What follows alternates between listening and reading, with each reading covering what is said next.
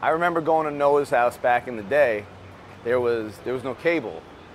I remember watching Bill Nye the Science Guy. Really? I remember watching. There's like this. Yeah, Bill Nye the Science Guy, and going and playing on the computer. But because of the parental controls, there wasn't much to do. I don't even remember that. I remember that. Yeah, the house I grew up in, my parents were pretty strict, so no cable. We didn't have cable till I was 14, and no TV at all. So do you think that, like what you're saying right now, your parents being strict growing up had an effect on you with wanting to save money, wanting to not move, pay rent, waste money paying someone else's mortgage, but like wanting to own something of your own? Because think about it, that's a young age to want to do that. Oh. I want to know how it affected you and your mindset as a 6-year-old. Well, that affected you as a 20-year-old, 22-year-old, 24.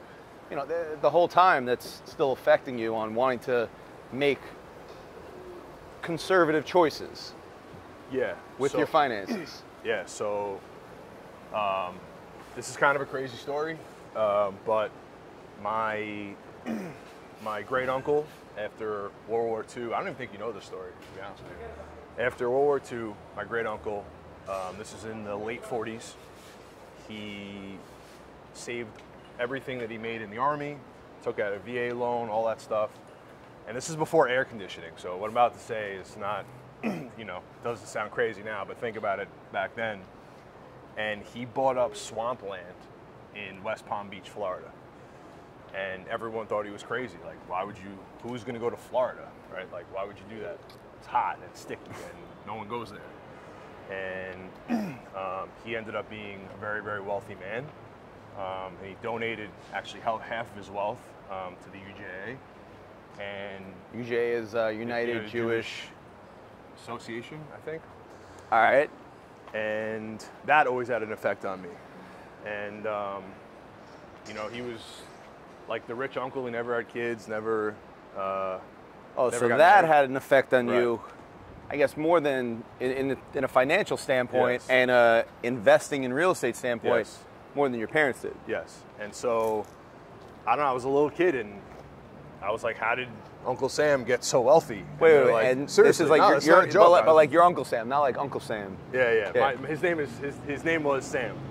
And everyone's just like, he owns half of West Palm Beach, or he used to in the 80s. And I said to myself, whatever it takes to save up for a down payment, I'm gonna do it before I'm 30, and because I want to be like him. And my parents are also pretty conservative and encourage savings and financial literacy and so forth. And that's how it started. Did your Uncle Sam, do we know if he had a good jump shot? I don't know. I didn't really know him that well. I mean, he passed away when I was 14, but I mean, between me and you, he's probably worth 8 figures and drove a Camry. Woo! You know, I mean, back in the 80s when that's probably 9 figures. I don't know that for a fact, but I knew that he wasn't flashy, you know, was just like an older dude, always suntan because he lived in Florida. Yeah, these are all characteristics that you have. What do you mean? I'm flashy. Exactly.